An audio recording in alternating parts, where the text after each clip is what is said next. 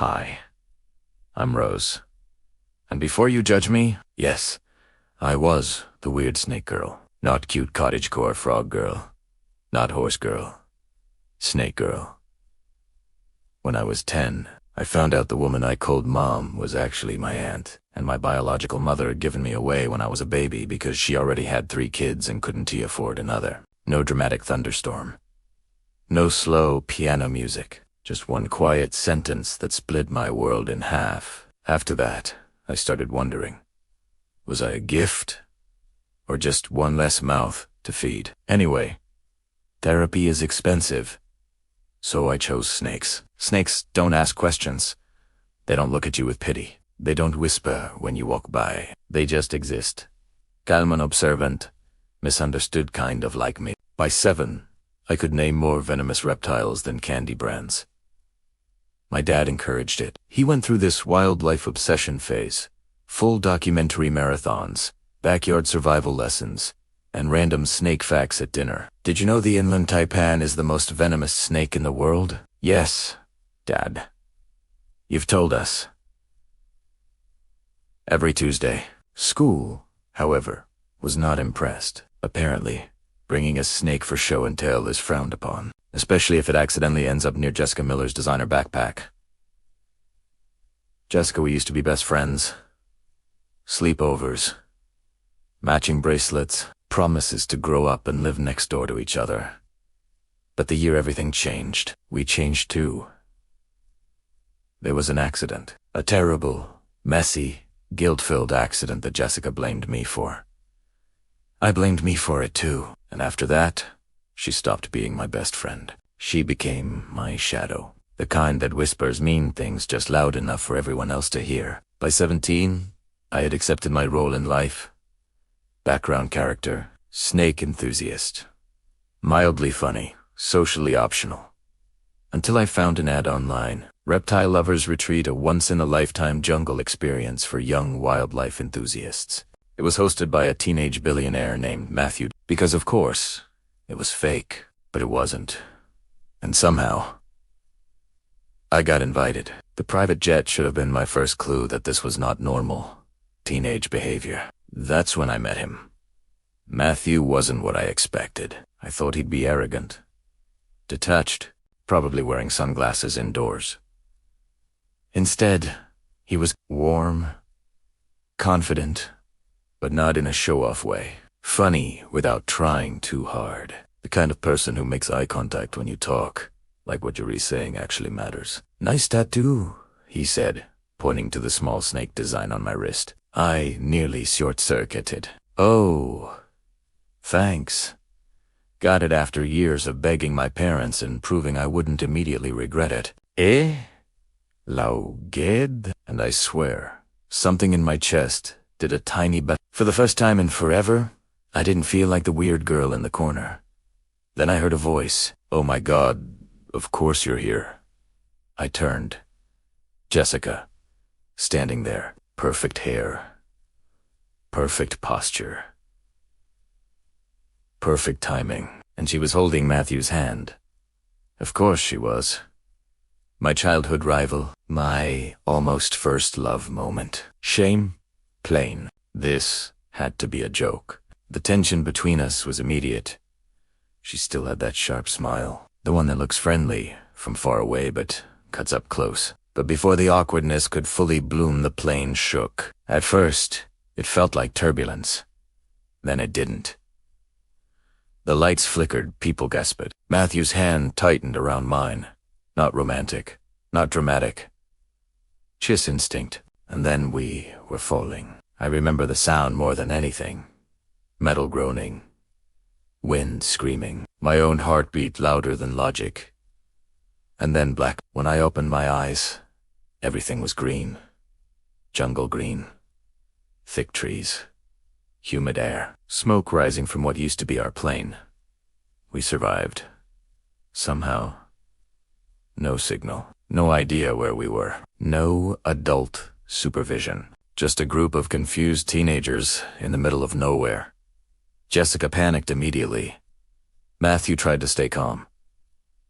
And I stepped forward. All those random survival lessons, all those nature documentaries, all those years of being the snake nerd, they mattered. We need water first, I said, and we stayed together. Matthew looked at me like I had just unlocked a hidden superpower. Jessica rolled her eyes, but she followed. We walked through thick jungle paths, humidity wrapping around us like a wet blanket. Old tension resurfaced quickly. Jessica couldn't resist bringing up the past. You always attract chaos, Rose. Maybe she was right, because that's when we triggered the trap. A rope snapped tight around Jessica's ankle, lifting her upside down into the air. C'est escrimet? I climbed without thinking, cutting the rope as fast as I could. That's when we heard footsteps. Not ours. From the trees, a group of villagers emerged. Silent, watching. Their leader stepped forward, and he stared directly at me. Not at Matthew. Not at Jessica. At me. Specifically, at my tattoo. He said something to his people, and then they bowed. All of them. Before I could protest, I was lifted onto someone's shoulders and carried toward their village. Matthew looked stunned. Jessica looked furious. And I, for the first time in my life, I didn't feel unwanted. He felt chosen.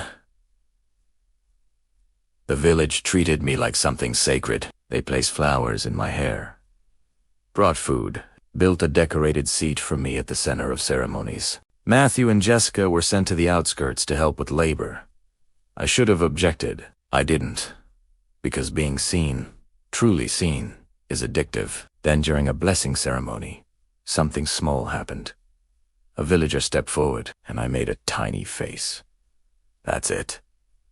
Just a second of discomfort, but the leader noticed. He snapped his fingers, and the villager was dragged away, crying.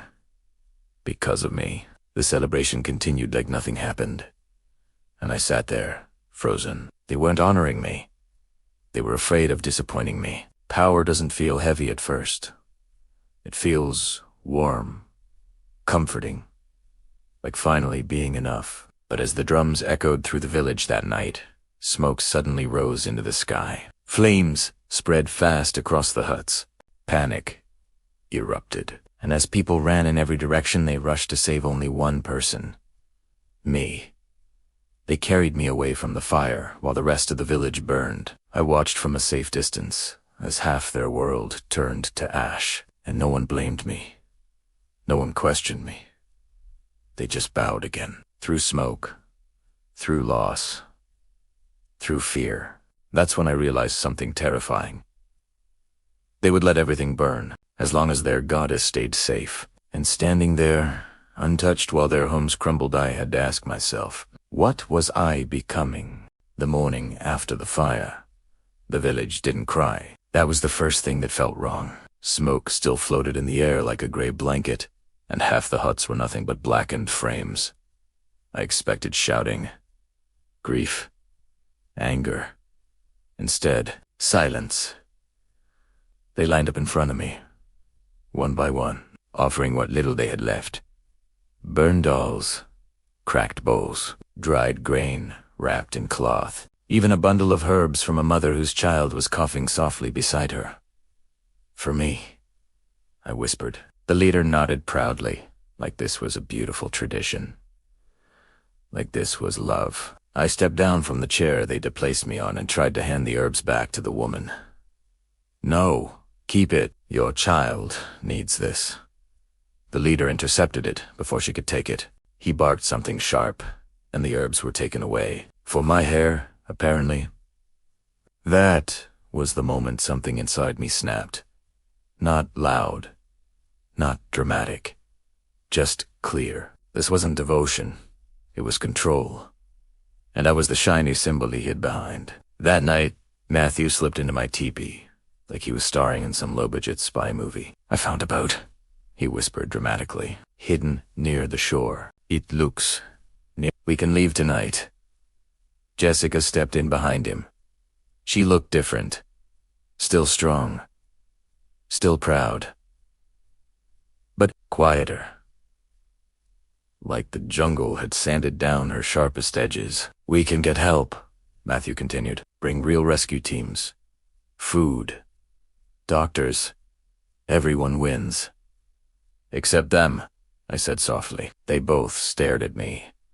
"I can't just disappear," I continued. "Not after what happened." Jessica crossed her arms. "You didn't start the fire. I didn't stop it either." The silence stretched between us. For years, I ran from guilt, from Jessica, from the accident, from the feeling that I ruin everything I touch. But this time, I didn't want to run. Jessica exhaled slowly. "You always do this." "Do what?" "Take responsibility for the entire universe." Matthew nodded gently. "You don't have to carry everything alone, Rose." That word, alone. I'd felt alone my whole life, even in a crowded room. Even in my own family. But standing there, in that dim teepee, with the two people who knew me best, I didn't feel alone. For the first time, it felt like we were on the same team. That's when Huna appeared. She gestured urgently for us to follow her. We walked through the trees for nearly 20 minutes until she led us to something hidden behind thick vines. Crates. Boxers. Stacks of food. And gold.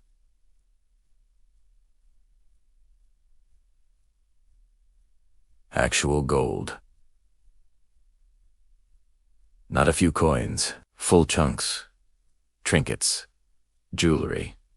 Jessica's jaw dropped. Are we in a pirate movie? Matthew crouched beside a crate. He's been hoarding it. The leader, while his people gave up their last grain for me. He failed seek. "I'm not leaving," I said firmly. Jessica blinked. "You're kidding. I'm not running away while he stays in power." Matthew studied me carefully. "What's your plan?" I smiled faintly. "Still working on that."